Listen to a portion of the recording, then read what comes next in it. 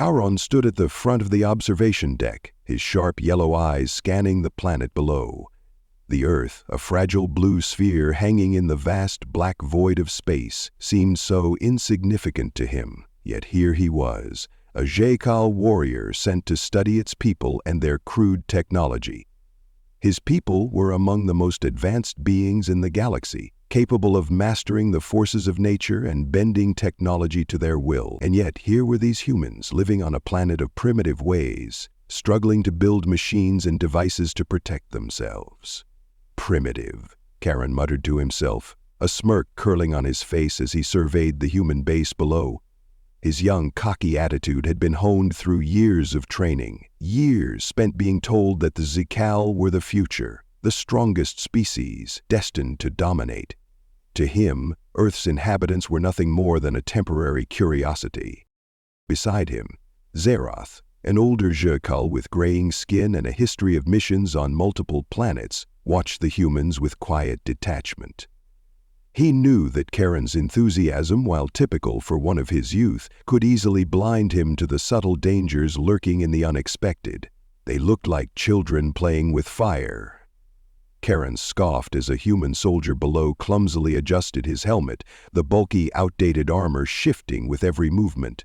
Look at them, Zara. They still rely on this ridiculous technology. It weighs them down, slows them to a crawl. Zara, his expression unreadable, didn't answer immediately. He simply stared down at the soldiers, feeling the gravity of the situation he knew Charon hadn't yet grasped. "We'll see," Zara finally said, his voice deep and serious. "Sometimes the most dangerous weapons aren't the ones we see coming." Charon waved off his concern. "I have no doubt my team will prove how much more advanced we are. These humans might be able to barely survive, but they will never be a match for us." The Zhylian had been on Earth for several months now, observing the humans and their primitive ways, cataloging their technology, their history, and their behavior. Charon had already seen enough. Their armor was bulky, unsophisticated, and relied too much on external machines rather than the natural strength of the body. He was certain that a few of his comrades would easily crush them in combat, but that's exactly why their mission had been one of observation, not confrontation. Yet, Captain Marlowe, the leader of the human forces Charon had been tasked with observing, had arrived at the Zhylian's base for an official meeting. The Zhylian had no intentions of showing themselves as anything less than superior, but Captain Marlowe and her soldiers were eager to discuss the collaboration or the threat they saw in their visitors. In the sterile environment of the Zhylian base, the human soldiers moved uncomfortably. Charon studied them closely as they entered, their cumbersome armor making them look like statues in a museum of primitive defense. A half-dozen human soldiers followed behind their commander, all of them towering over Charon but moving with awkwardness and hesitation. "Is this really how you go into battle?" Charon asked loudly, a mocking grin twisting on his lips. "Such large, clunky thing, they're nothing more than shields against the wind.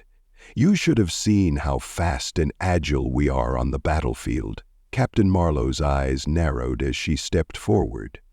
"Our armor may seem bulky to you, Zhylian, but it serves its purpose. It allows us to protect our bodies when the need arises." "Oh, I'm sure it does," Charon said, his voice dripping with sarcasm. "But I don't need to hide behind armor to be effective in battle. I rely on my strength and my skill. I wouldn't need anything to protect me if I was fighting you." Marlowe didn't flinch. "Prove it then. Take off your armor, Zhylian. Let's see how well you fight without it." For a moment, Charon was taken aback. He had never met a human who would dare challenge him like this.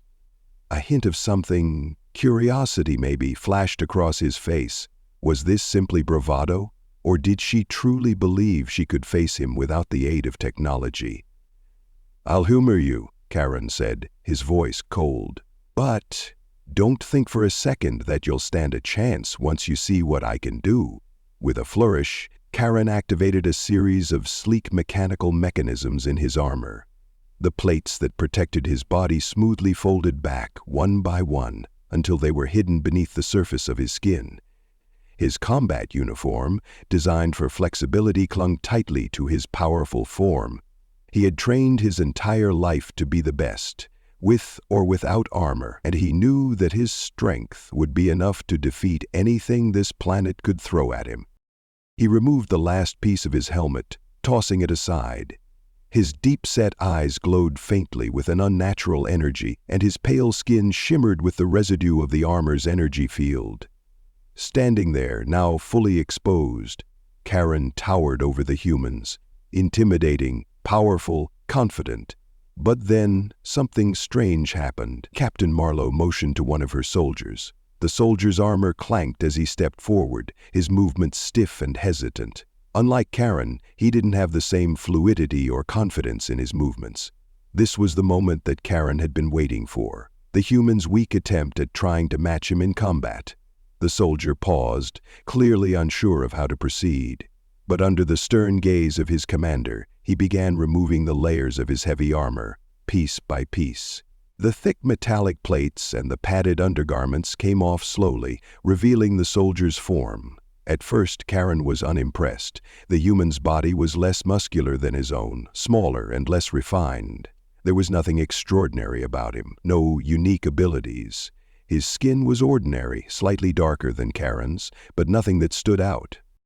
The soldier flexed his arm. Karen barely noticed it at first, too busy focusing on the soldier's awkwardness. But then the soldier's skin began to ripple. Thin, metallic tendrils, almost like veins but with a smooth, reflective sheen, began to stretch and grow from his skin. At first it was subtle, just tiny glimmers beneath his flesh, like energy coursing through his veins. Karen froze, his mocking grin falling into a tight line of confusion. His sharp eyes widened slightly as the tendrils extended further, reaching up toward the surface of the soldier's skin. The veins spread like a network of fibers, glowing faintly with an eerie, pulsating light. It was as though the human's very body had become a conduit for something much greater, much more unnatural. "What is this?" Karen's voice was barely more than a whisper, and for the first time he felt a pang of doubt creeping into his chest. The soldier, now almost entirely unarmored, looked back at Karen with a quiet confidence that made Karen uncomfortable. His hands opened wide, and the tendrils began to move as though alive, reaching for the air around him. They were an intricate network of advanced energy conduits, deeply embedded in the soldier's very biology.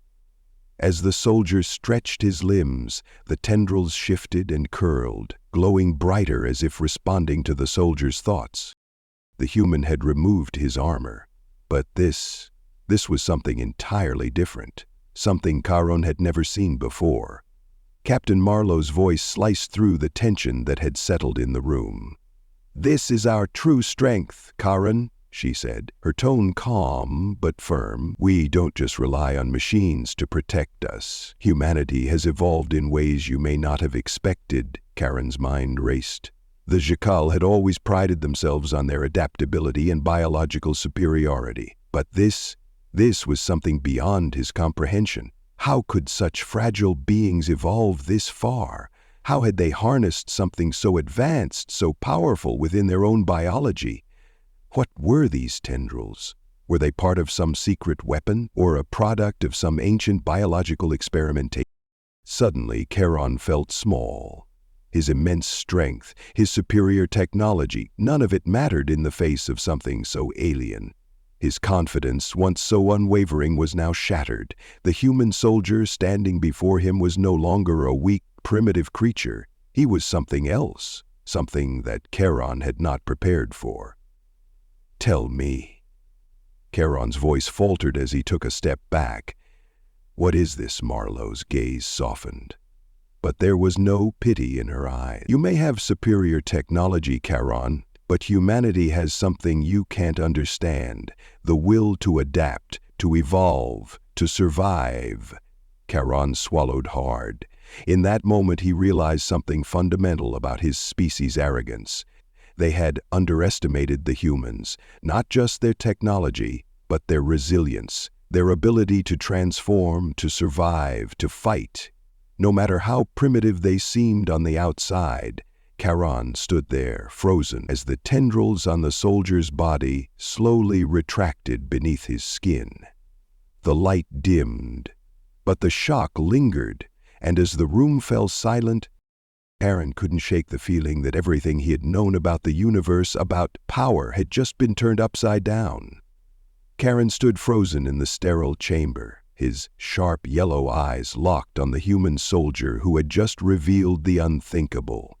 The soldier's once ordinary skin was now a canvas of glowing tendrils, veins of shimmering energy that snaked across his arms and chest, extending like organic wires reaching toward the air. These weren't just physical enhancements or prosthetics. No, these were something far more sinister, far more alive than Charon had ever encountered. Captain Marlowe stood beside him, her demeanor unchanged, watching with quiet intensity. Her arms were crossed and she was waiting for Charon to process what had just occurred. The silence in the room was thick with tension, and Charon felt a cold sweat beating on his skin, despite the controlled atmosphere of the chamber. The human soldier, still standing tall with an unsettling calmness, flexed his fingers.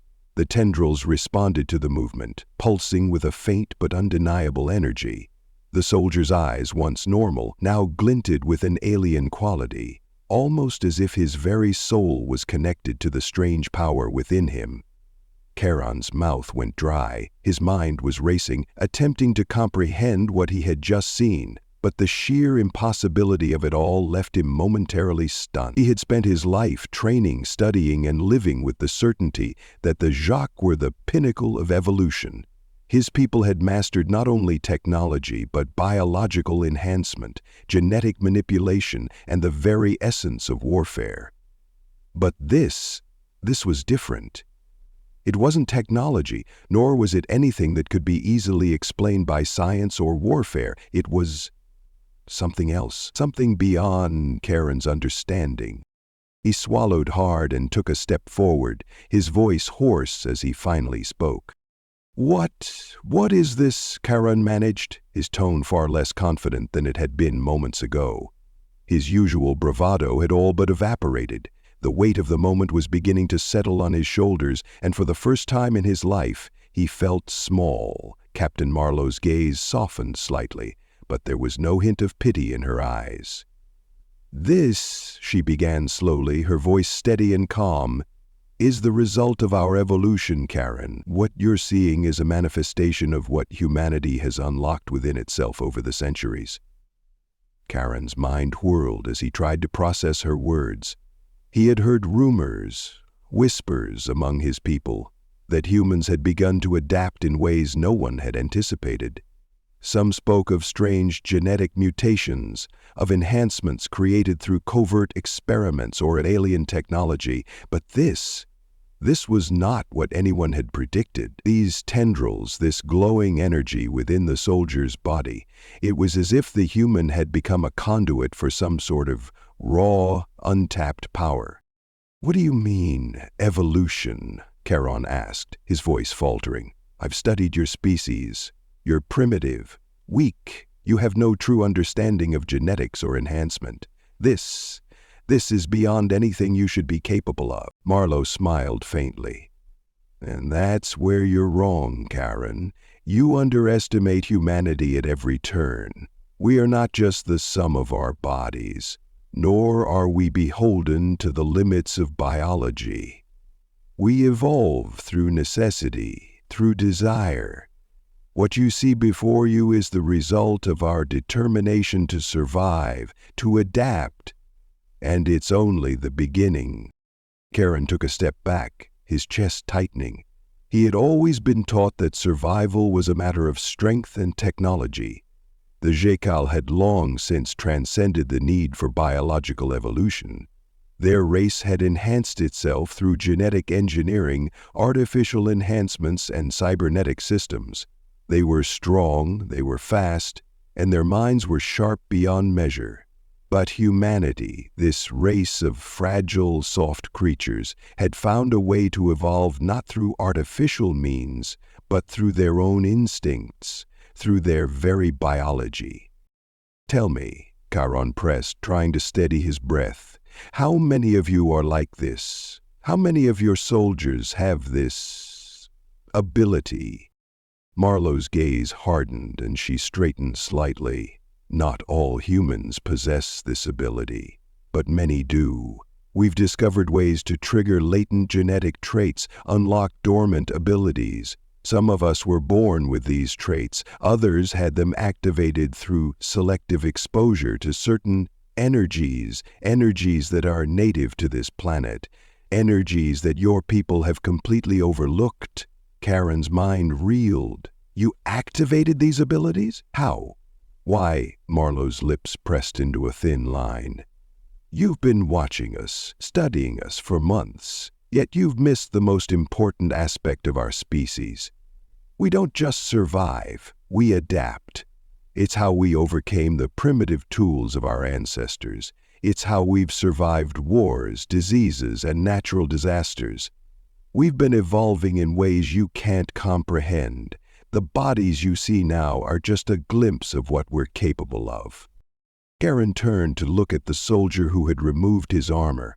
The man was standing still, but Karen could see the way his body hummed with energy. The tendrils were retracting now, sliding back beneath his skin, but there was a quiet power to the soldier, something Karen could feel even from across the room.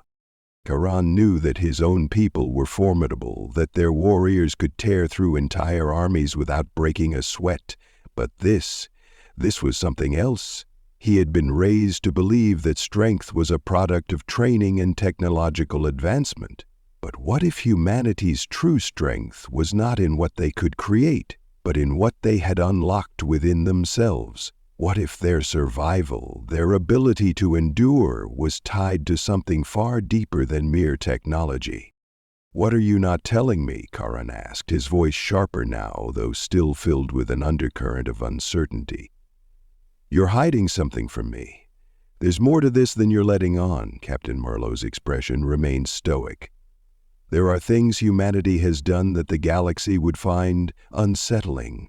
We've made mistakes, and not all of them can be undone.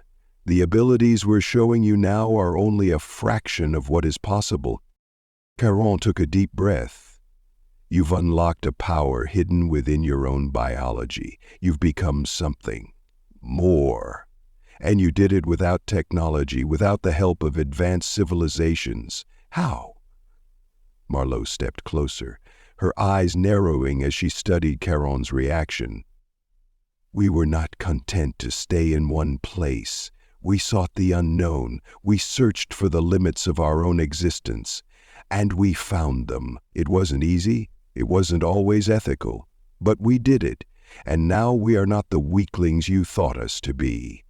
The soldier beside her nodded, his glowing veins now nearly invisible under his skin. We are more than what we appear, and we will not bow to invaders, no matter how powerful they may seem. Karen's mind raced, the soldier's words echoed in his thoughts. Humanity had unlocked something more than just physical strength. They had uncovered a deep, hidden potential, a power that Karen had never considered. One that didn't rely on technology or genetic engineering in the way that Zakal advancements did. It was something ancient, something primal. As the room fell into silence, Karen felt a chill run down his spine. He had expected to dominate this planet, to assert the superiority of his people over these so-called primitive beings. But now, for the first time, Karen realized that the true power of humanity wasn't just in their technology, their weapons, or their minds. It was in their ability to evolve, to adapt, and to survive, no matter the odds. Karen turned away from Marlowe and her soldiers, his mind spinning. He needed to process what he had just seen, but he couldn't seem to escape the overwhelming sense of unease that had settled in his chest. His team, the other Zakal warriors, his comrades, would never understand. They had come to Earth with the certainty that they could dominate, that the humans would be easy prey. He didn't know what to make of this new threat, this new revelation. But he knew one thing for certain: the mission was no longer just an observation. This had become something far more dangerous. Karen could no longer see humanity as just an insignificant species. They had become something far more formidable, an unforeseen adversary. Marlowe's voice broke through his thoughts, drawing his attention back to her. "We have more to show you, Karen. This is just the beginning. You think you understand power, but there is so much more to humanity than what meets the eye." Karen turned to face her, his eyes narrowed in determination. "Show me," he said, his voice quieter now, filled with a new sense of wariness. "Show me everything." Captain Marlowe gave him a steady look, as if weighing his words before she nodded. "This way," she said. "There is much you have yet to learn." And as Karen followed her, his thoughts were a storm of confusion, awe, and a creeping sense of dread. What was humanity truly capable of, and what did this mean for the future of the Zhylians?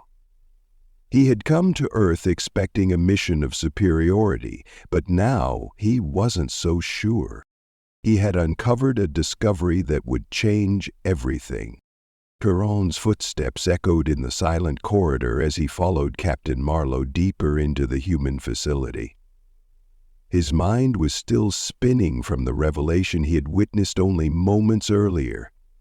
The soldier, once just a simple soldier in bulky, outdated armor, had revealed a power that Karen had never imagined possible. The glowing tendrils, the energy flowing through his body, it was nothing short of miraculous. As Karen walked, the full weight of what he had seen pressed down on him. His thoughts were a chaotic storm of disbelief, awe, and growing concern. The humans, these creatures he had dismissed as primitive and weak, were far more dangerous than he had ever anticipated. They had unlocked something ancient, something raw, deep within themselves, something that could rival the power of the Zhylians. "How much longer until we reach the chamber?" Karen asked, his voice betraying a hint of impatience. His usual confidence was beginning to fray at the edges. Captain Marlowe glanced at him, her expression unreadable. "Patience, Karen. What you will see next is even more critical than what you've already witnessed. You're on the brink of understanding just how far humanity has come, and how far you might have to go to truly comprehend what you're facing." Karen nodded stiffly. He had never considered the possibility of failure. He had always been taught that the Zhylians were the pinnacle of evolution, that nothing could stand in their way. Now he wasn't so sure. The soldier's abilities had awakened something deep inside him, a sense of uncertainty he had never experienced.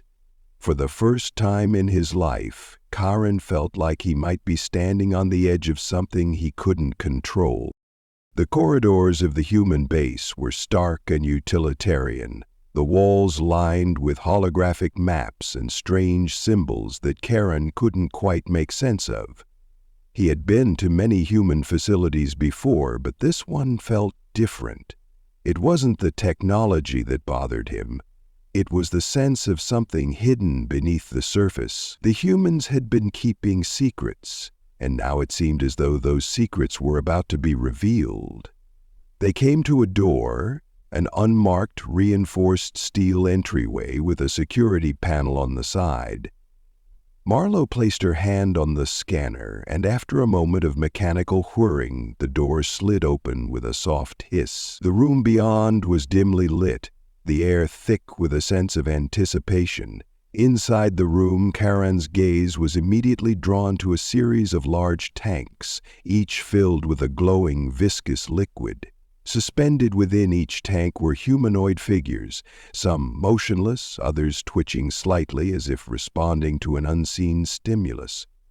The sight sent a chill down Karen's spine. "What is this?" he demanded, his voice sharp with disbelief. "These are the next phase of our evolution," Captain Marlowe replied. her voice soft yet firm. Humans have always been limited by their physical bodies, but we've discovered ways to bypass those limitations. What you're seeing here are the results of our most advanced research. Charon stepped closer to one of the tanks, his gaze fixed on the figure suspended within it. The creature inside appeared human, yet there was something distinctly alien about it. Its skin was translucent, revealing a complex network of veins and glowing energy running beneath the surface. The figure's eyes were wide open, but they seemed lifeless, as though it were in a state of stasis. "What are they?" Charon asked, his voice barely above a whisper.